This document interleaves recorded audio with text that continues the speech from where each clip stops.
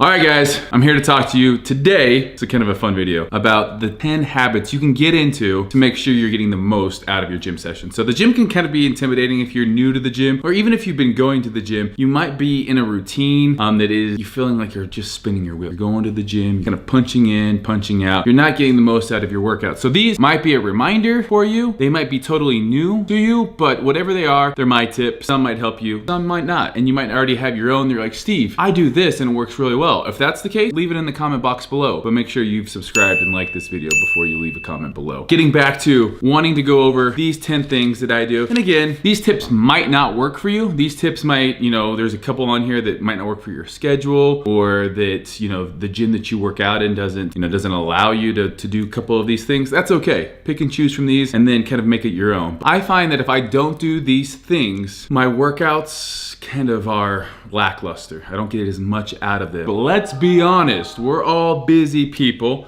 We got a lot going on, so a lot of the times it's about getting bang for your buck. It's about honing in on your skills, about honing in, sharpening your sword, before the gym, to then going to the gym and really getting the most out of it, having the tools for success. So for me, I really like doing these videos, talking about habits. I really believe I'm big into schedule. I'm big into creating quality habits, because habits at the end of the day are going to take you further in life than motivation. Extrinsic motivation, extrinsic motivation, you guys don't know the difference. Intrinsic motivation comes from this deep why, go to the gym. You want to be healthy, you want to be better for your kids, it makes you a better person. That external would be like, ooh, that person tells you look really good. You have really nice muscles, or you have a show and you need to get on stage. So motivation, it comes and goes. It's important, it's an important factor, but your habits, your non-negotiables, the things you do every day, and you don't even have to think about that. Depending on what you read, it's gonna tell you, 66 days for a habit. There's different literature out there. It's gonna tell you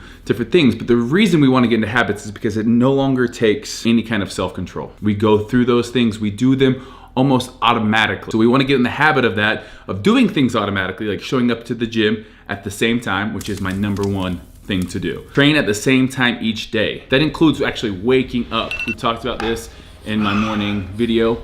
If you can train in the morning, I recommend doing that. Training in the morning is great because it's gonna release endorphins. You're gonna feel great. It's gonna set the tone. Set the freaking tone for the rest of the day. If you show up and you kill your workout, you're more likely to kill everything in your day. The other reason I tell people to work out first thing, because if you wait till 5 or 6 o'clock, everyone and their dog has an excuse for why they can't go to the gym. And it's usually a pretty good excuse. This happened, or this, your kids, work, stressed out, this needs to get done. Usually all good excuses. So you can talk yourself out of it. If you wake up before you look at your phone or before you do anything else, you're already moving. To set the tone for the rest of the day. Set the tone to win the day, which will win the week, which will win the month, which will win the year. All I do is win, win, win, no matter what. Got money on my mind, and I can never get enough. I think that's how it goes. So I really think that if you're not working out in the morning, why not? Why not give it a go? Let's say you gotta be to work at 6 a.m., waking up at 4 a.m. might not be doable, but if you're one of those people that, you have to be to work at 8 or 9, show up early, get there early. The gym is full of successful people at 7 a.m. in the morning, 5 a.m. in the morning. Successful people that get that out of their way, and then they're moving on with the rest of their day. Rub shoulders with those people. You'll thank me later. All right, my number 2 habit to get into is read. Read, read, read. We are what we think about. So read or study or watch a video on what it is you're training that day. So let's say I got chest. Let's say, I want to research new cardio. I want to research something. Knowledge is power, people. Knowledge is power. So let's just say you want to research on the topic of stretching. You want to research on the topic of myofascial release. I've been reading about that. You want to research the topic of how to get a bigger chest. You watch a video, you read an article, and what you're doing, even subconsciously, now you're thinking about that. Now when you go into the gym, you're gonna pick up that little tip. Oh, when I'm training chest, I'm actually gonna try to touch my elbows rather than to just touch my wrist, because that's a lot of anterior delt, where if I try to touch my elbows, that's a lot of chest. All of a sudden, you're thinking about these things, and it's just cues now to when you're in the gym working out that you're automatically doing, and you get a better workout. So I definitely think sitting down and reading, studying, getting into this place where you're priming your mind for what your body's gonna go through. Everything we do in life, I think we do first in our head. So if you don't see yourself working out, you're never gonna do it. So prime yourself, see yourself doing those motions, doing those exercises, foam rolling, doing everything you can, and then you're gonna get in the gym and you've already seen it in your head, now you just gotta do it. So I definitely think that's a good one. Number 3, this kind of goes with number 2. Plan your actual workout. So what I mean by plan your workouts is a lot of times we go into the gym and it's chest day. Okay, it's chest day. Well, I'm gonna do this, I'm gonna do that, maybe I'll do this. And all of a sudden you're wasting time, you're wasting that decision-making skills. Making decisions is an awful lot like training. The more decisions we make, self-control, that's what it's all coming down to. Making decisions is nothing but self-control. It's deciding to do this, deciding to do that, and not deciding to do the other thing. So self-control is gonna be a big one of those. The more we exercise that self-control muscle, the weaker it gets. So if you go into the gym, if you go into the gym not knowing what you're gonna do, it's a whole lot easier to be like, oh, there's a lot of people here. I don't know what I'm gonna do. I'm just gonna go. It's overwhelming. But if you plan out your workouts, write them down in a notebook, or shameless plug, fitness culture app, I'm going to be following my workout. I'm looking at this, I know what I got. Pull-ups, chest supported row, supine grip lat pull down, dumbbell pullovers, seated reverse machine fly. I know what I'm doing. I know the sets, I know the reps, I even know the tempo, and I even have videos on what to do or how to do it. So I think planning out your workouts beforehand is a great way to get a great workout and to not feel overwhelmed when you walk into the gym. Number 4, all comes down to accountability. Number 4, have a gym partner. I've been so blessed in my life to have some amazing gym partners. Chad was a great workout partner. He was a chiropractor. He didn't compete, so it was kind of like, he would push me, but he didn't himself compete, but he was lean, pretty much 24/7, had a great handle on nutrition and training. He was a little bit older than me. I would say I was maybe 5 to 10% stronger than him on everything except for biceps. He just had strong biceps. And back, we were about the same. Jake, my business partner and my gym partner now, a lot of the times, he's a freak. He's a lot stronger chest, back. He's a 750-pound deadlifter, a 500-pound bencher. He's an animal. So I train with him. His goals are all more like powerlifting. My goals are more bodybuilding. So I might add on some more hypertrophy, or I might not go as heavy on deadlifts, but you get the point. Train with somebody that's gonna make you better, that's gonna hold you accountable. And you do the same for them. Hold them accountable. Hey man, where you at? We got this today. Be excited for them. That excitement is gonna be tangible. If you walk into the gym and your partner's feeling low, feeling, they've had a rough day, be that person that lifts them up, and they're gonna do the same for you. So that's number 4. Get a gym partner, a solid gym partner. Number 5, hydrate. Now I could have put this earlier. This list is in no real particular order, but you need to hydrate. The minute you're dehydrated, even a little bit dehydrated, your performance in the gym or in any athletic event will suffer. So for hydration, I carry around like a hydro flask. I drink about a gallon to a gallon and a half per day. A gallon to a gallon and a half per day if I'm training. It's hot outside. It's like 100 degrees here. I'm in the desert. You don't maybe see as much sweat because it's evaporating faster in this dry climate. But when you're working out, you're sweating a ton. You need to replace the water and the electrolytes. Water, I recommend 0.5 to 1 ounce per pound of body weight. I'm 215 pounds, so I need at least really 115 to 215 ounces of water. So 0.5 to 1 ounce per pound of body weight. I carry around a water jug. It's a meathead thing to do.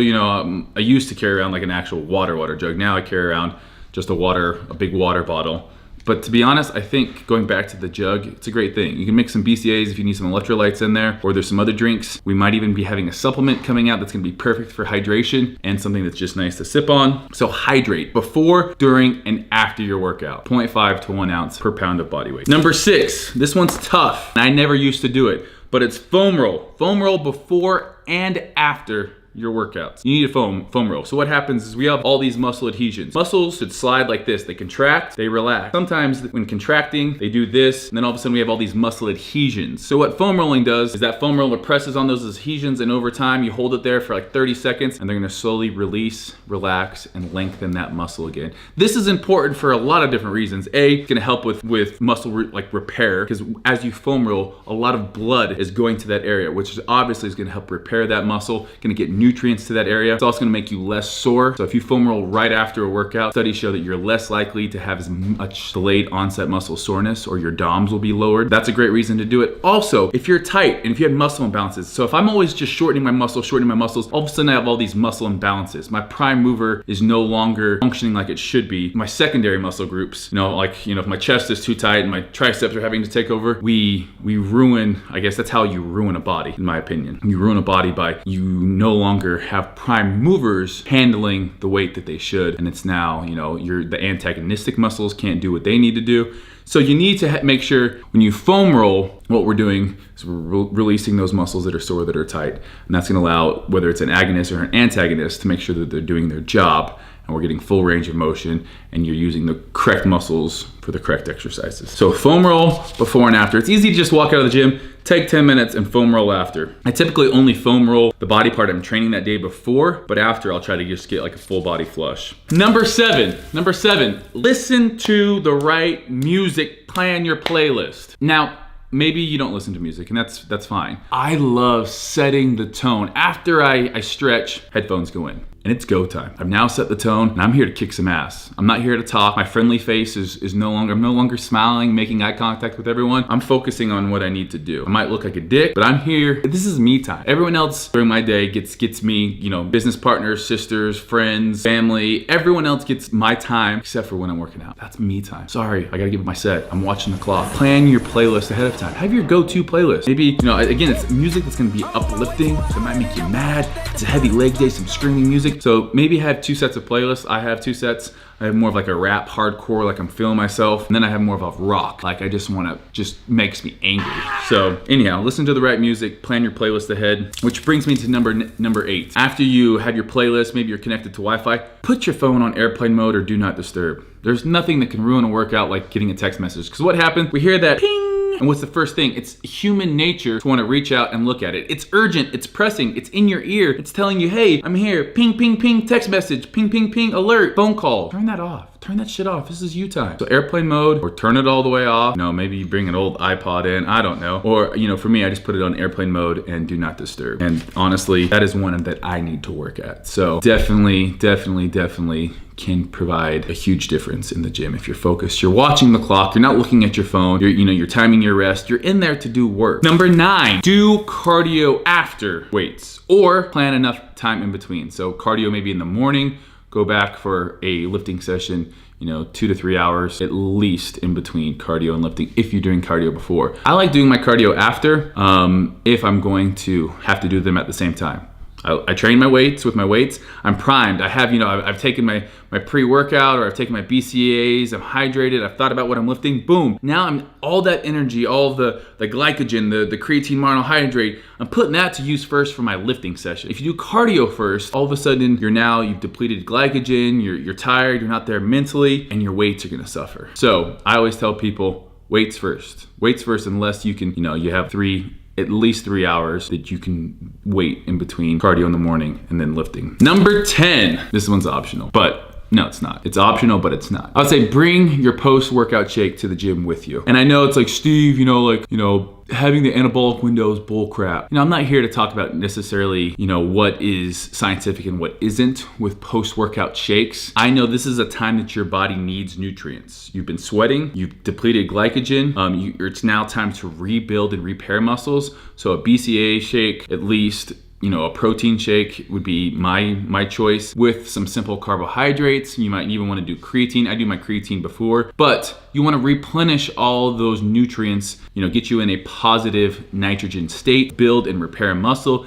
get you some glycogen to repair all of the glycogen, or get you some simple sugars to repair that glycogen that you've just used. And then also kind of like, boom, you're doing everything that you should be. Worked out, post-workout, boom, now I'm not thinking about my workout or anything else. It's on to the rest of the day. If you wait and you got to go home and mix your post-workout shake together, you're now, I think, you haven't closed that chapter of your day unless you've had your post-workout shake. At least that's for me. It's like, boom, now I can close it, had my shake, on to the next thing. Last one, this is a bonus one. Sound the bonus alarm. Ding, ding, ding, ding, ding, bonus. All right, guys, last tip, last thing I do. It's actually not part of the actual gym routine, so it's a bonus.